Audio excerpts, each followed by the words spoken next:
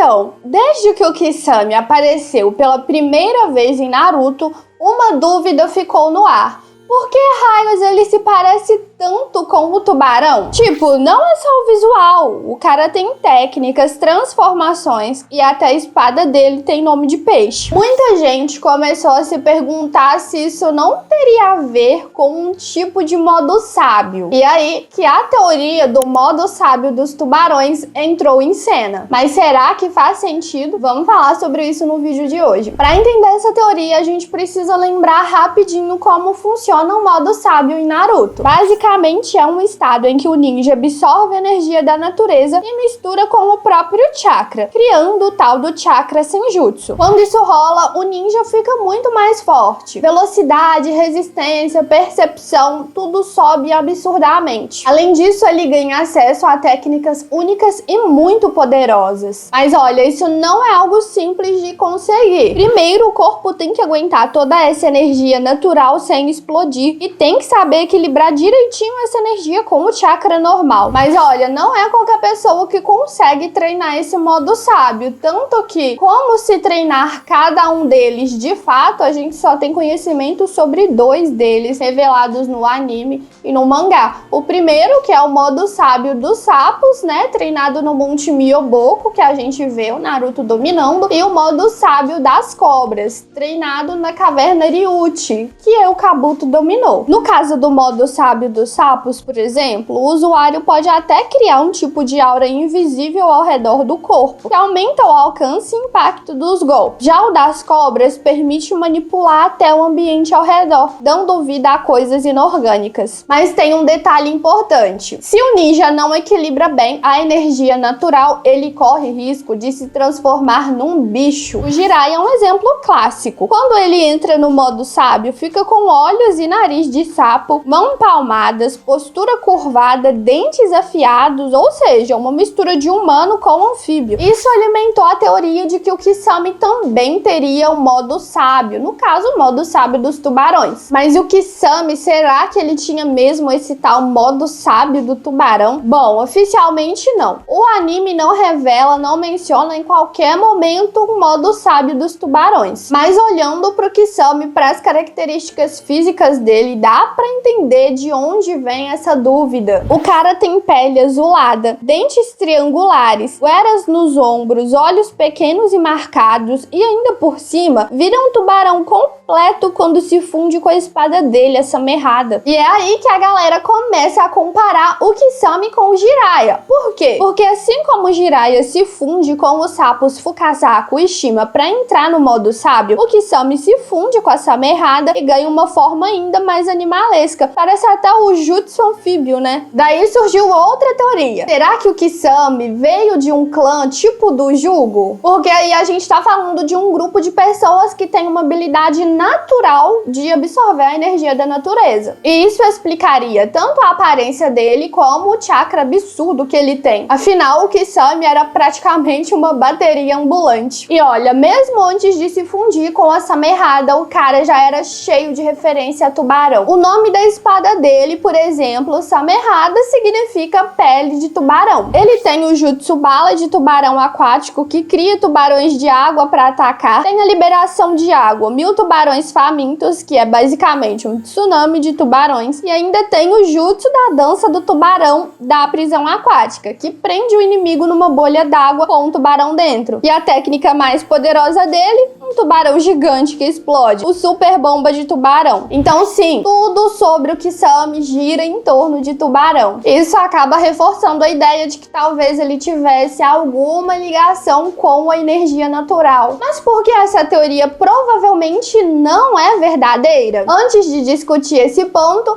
rapidinho, se você tem interesse aí em assistir séries, filmes, jogar jogos, entender o que estão falando em jogos gringos aí no idioma idioma inglês, dá uma olhada na descrição que a gente tá com uma parceria super especial aqui no canal, oferecendo o curso Rumo à Fluência para você destravar o seu inglês. O curso tá só R$ 97,00, é um valor parcelável e você vai conseguir atingir o nível ali intermediário avançado em apenas 3 meses. É tudo online, direto ao ponto, ideal para quem quer aprender inglês de uma forma leve, de uma forma moderna e descomplicada. O link tá aqui na descrição e o QR Code tá na tela. Dá uma conferida que eu garanto que você não vai se arrepender. Agora, voltando a falar sobre o Kisame e o possível modo sábio dele, apesar de fazer sentido, essa é uma teoria que tem muitas brechas. A principal é, se isso fosse real, por que o Kishimoto nunca mencionou isso antes? Nem no mangá, nem nos databooks, nada, zero. E olha, o cara adora deixar dicas escondidas, então não faz sentido. Outra coisa, se as características animalescas do Kisame fossem resultado de um modo sábio mal dominado, tipo do Jiraiya, ele não estaria nesse estado o tempo todo. E o problema é justamente que o modo sábio consome muita energia. Até o Naruto e o Hashirama, que tem um chakra absurdo, não conseguem manter o modo sábio por muito tempo. Então assim, como é que o Kisame ia conseguir 24 horas por dia, o tempo todo? O mais provável é que essa aparência seja intencional mesmo, pra dar aquela aura sombria que cada membro da Akatsuki tem, sabe? Porque vamos combinar, quase todo mundo da Akatsuki tem um visual bizarro. O Kakuzu com costura e múltiplos corações, o Deidara com bocas nas mãos, o Sasori que é literalmente um boneco, só o Itachi e a Kona que tem um visual mais normal. Então assim, a real é que talvez o corpo estranho do Kisame nem tenha uma explicação. Nunca foi dito porque ele é daquele jeito, mas a falta de uma resposta não quer dizer que seja por causa de um modo sábio. Tem gente que ainda defende que é a Samerrada que faz o Kisame ficar com aquela aparência anomalesca, tubarônica. Mas não dá, não tem como, porque o Kisame já tinha essa aparência antes dele encontrar a Samerrada. Ele só pegou a Samerrada, gente, depois que ele matou o antigo dono dela. Tanto no mangá como no anime já dá pra perceber que ele tinha características de tubarões naquela época, antes de pegar a Samerrada. Ou seja, a espada não transformou ele num tubarão. Ele já era assim. Pode ser que ele tenha nascido com essas características, ou quem sabe passou por alguma modificação bizarra lá na Névoa Oculta. Afinal, aquele lugar tem fama de ser bem violento com seus ninjas. E mesmo sem a confirmação de qualquer tipo de modo sábio, a verdade é que o Kisame é um personagem memorável, forte, fiel a Akatsuki até o fim, com um dos visuais mais marcantes. Ele acreditava que o mundo ninja era cheio de mentiras e quando conheceu o Obito, fingindo ser o Madara, acabou acreditando no plano de Tsuki-no-Mi, né, o olho na lua, como uma espécie de verdade absoluta. Trágico, né, porque no fim das contas tudo isso não passava de uma mentira. Mesmo assim, o Kisame foi até o fim acreditando nessa verdade e deu a vida por ela. É um personagem que mistura brutalidade com lealdade e continua dando pano pra manga até hoje com teorias como essa do modo sábio dos tubarões. E você, tem outra teoria? O que você acha dessa história toda? Deixa aqui sua opinião nos comentários e a gente continua a discussão por aqui.